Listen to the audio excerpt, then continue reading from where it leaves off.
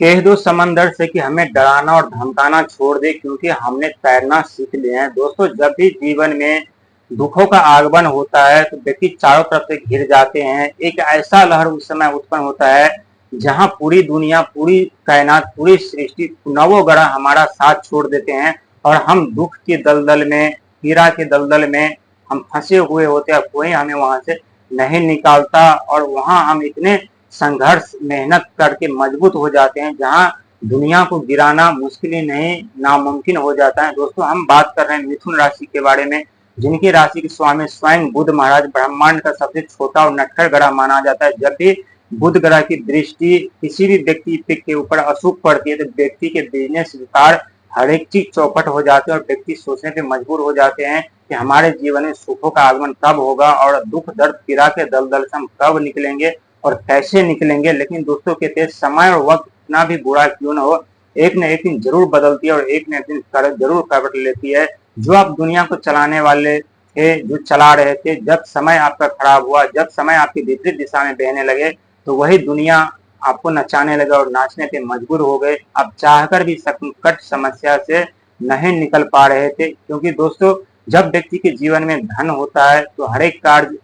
व्यक्ति के हिसाब से होते हैं कि कितने भी समस्या, कितनी भी परेशानी व्यक्ति के जीवन में क्यों ना है, उसे तोड़ कर आगे निकल जाते हैं। लेकिन दोस्तों, जब व्यक्ति के का बिजनेस, व्यापार, नौकरी समाप्त हो जाता है, जब धन का आगमन बंद हो जाता है, जब कहीं से कोई उम्मीद की किरण नजर नहीं आती है तो पूरी दुनिया उस व्यक्ति को नचाने लगता है। वो व्यक्ति भी दुनिया के इशारों पे नाचने लगते हैं, क्योंकि जब भी दुखों का आगमन हुआ है तो व्यक्ति या तो रंग से राजा बने हैं या राजा से रंग बने हैं। लेकिन दोस्तों, जो व्यक्ति दुख दर्द समस्या के सामने खुद को मजबूत बनाते हैं, खुद अपने आप से लड़ते हैं, खुद अपने आप को परखते हैं, पहचानते हैं, बाद में उनके भविष्य में उन्हें न तो कोई तोड़ सकता, न कोई गिरा सकता, न कोई डरा सकता, न कोई धमका सकता है। और व्यक्ति अपने इच्छा अनुसार अपने जीवन का खुद राजा होते हैं, खुद अपने परिवार का शासक होते हैं, खुद अपने जीवन का वो महानायक होते हैं। और ठीक उसी प्रकार आपके जीवन में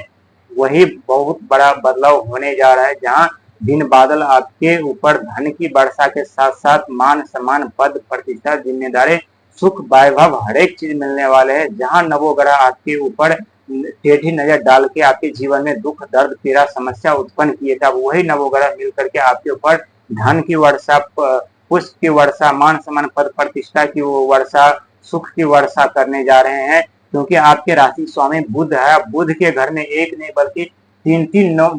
तीन महायोद्धा, तीन तीन ग्रह विराजमान हो चुके हैं। सोर्स पैरवी लगा रहे हैं कि आपके जीवन में फिर से वो सुखी जीवन लौटाए, फिर से आपको धन संपदा पद प्रतिष्ठा लौटाए। क्योंकि एक तरफ मंगल महाराज विराजमान है, जो कि मंगल ऊर्जा का, साहस का प्रतीक माना जाता है, संघर्ष का प्रतीक माना जाता है। वही राहु महाराज एक मायावी ग्रह है, जो देने पे आ जाए तो अथाह धन संपदा देते हैं और लेने पे आ जाए तो घर की ईंट से लेकर स्टील तक उखाड़ लेते हैं। पद प्रतिष्ठा, जिम्मेदारी, कुर्सी, सुख, वैभव, हर एक चीज छीन लेते हैं। वहीं शनि महाराज जो कि कर्म के फलदाता है, ये भी कम नहीं है, जो कलयुग के देवता माने जाते हैं, न्यायाधीश है। जब भी किसी व्यक्ति के ऊपर अपनी दृष्टि डालते हैं, या तो उन्हें राजा से रंग या तो रंग से राजा बना देते हैं। और यही कार्य कर्म के शनिदेव महाराज करते, जिनका जैसा कर्म होता है उन्हें वैसे फल प्रदान करते हैं। लेकिन अब आपको ले चलते हैं आपकी दुनिया में, जहां आप बनने वाले हैं धनवान। क्योंकि ये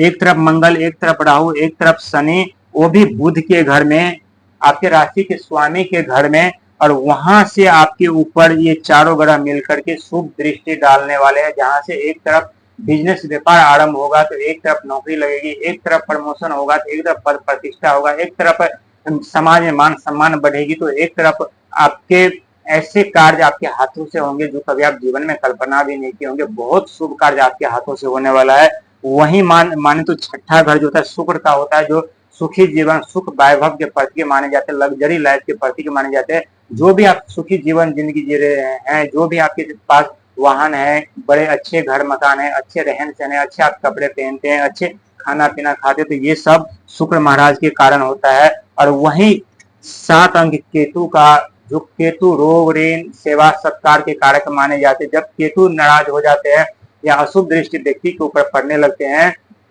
तो बार बार चोट लगने का भय, एक्सीडेंट होने का भय, लालची हो जाते हैं, लालच के जाल में फंसते चले जाते हैं, ऊपर से कर्जी और ऋण के दलदल में फंस जाते हैं। शारीरिक कष्ट पीड़ा हमेशा भुगतना पड़ता है, क्योंकि 7 अंक केतु का होता है कभी वो सुखी जीवन नहीं जी पाता, चाहे कितना भी किसी व्यक्ति का धन संपदा क्यों न, लेकिन वो उनका शरीर स्वस्थ नहीं है तो वो एक भिखारी के समान होता है। अब वहां से आपके ऊपर दृष्टि डाल रही तो आपके जो रोग ऋण थे वो पूरी तरह से समाप्त हो जाएंगे। वहीं 10वां घर जो होता है कर्म का, धन का, भाग का घर माना जाता है, और यहीं से आपके ऊपर बिन बादल धन की वर्षा होगी, आपके भाग का निर्माण होगा, आपके जीवन में हर एक बाधा समाप्त होंगे, अचानक धन की प्राप्ति होगी। और अचानक धन की प्राप्ति के साथ साथ दोस्तों जीवन में अहंकार का भी आगमन होता है, लेकिन धन पे और अहंकार दोनों पे आपको काबू पाना है और काबू रखना पड़ेगा। नहीं तो दोस्तों अहंकार के जब भी व्यक्ति के पास धन का आगमन होता है तो व्यक्ति अहंकारी हो जाता है, सोचते कि हमसे बड़ा बलवान और बुद्धिमान और चतुर कोई नहीं है।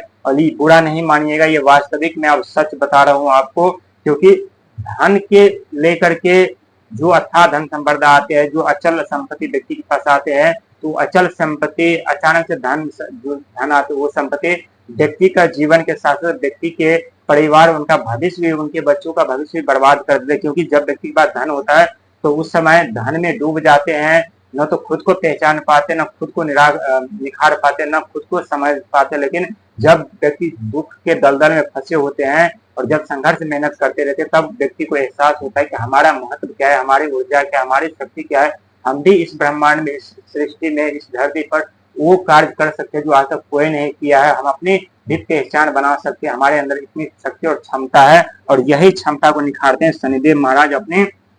अशुभ दृष्टि डाल करके। जब शनि की दृष्टि व्यक्ति के ऊपर होते हैं तो व्यक्ति चारों तरफ से घिर जाते हैं, कहीं से कोई निकलने का जरिया नहीं मिलता, और व्यक्ति दिन प्रतिदिन संघर्ष मेहनत करते रहते हैं, समस्या से लड़ते रहते हैं। एक तरफ ठोकर लगती है तो एक तरफ उठते हैं, एक तरफ धन का आगमन बंद हो जाता है तो एक तरफ कर्जे के दलदल में फंसते रहते हैं। यानी चारों तरफ से समंदर की जो लहर होती है, जो दुख दर्द पीड़ा का जो लहर होता है, उसमें व्यक्ति घिर जाते हैं और व्यक्ति विचलित परेशान होते रहते हैं। लेकिन दोस्तों के समय भी कितना खराब, कितनी भी हमसे विपरीत दिशा में क्यों न चले जाए, एक न एक दिन जरूर वापस आते, एक न एक दिन जरूर हमें अपने जीवन में वापसी करने का मौका मिलता है। और वो मौका आपको मिल चुका है, जहां एक नहीं बल्कि नवों ग्रह आपके सपोर्ट, आपके पक्ष में खड़ा है। और आपके पक्ष में खड़ा होकर के एक तरफ धन की वर्षा करेंगे, एक तरफ मान सम्मान पद प्रतिष्ठा की वर्षा करेंगे, एक तरफ जो है आपकी बिजनेस व्यापार कैरियर को एक नई दिशा देगी, एक तरफ आपके समाज में मान सम्मान बढ़ेगा, बहुत बड़े पद पर भी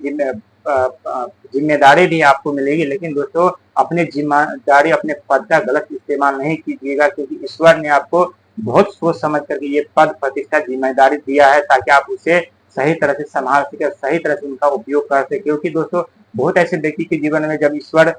धन संपदा पद पर जिम्मेदारी दे देते तो वो गलत तरीके से उनका उपयोग करने लगते हैं, और गलत तरह से उपयोग करने के साथ उनका जीवन कब बर्बाद हो जाते हैं, कब उनके जीवन से वो सुखी संपन्न हर एक चीज समाप्त हो जाती है, उस व्यक्ति को खुद पर एहसास नहीं होता और व्यक्ति फिर से समस्या के दलदल में फंस जाते। तो ऐसा आप कोई भी कार्य आपको नहीं करना है जिससे आप फिर से संकट समस्या के दलदल में आप फंस जाएंगे। लेकिन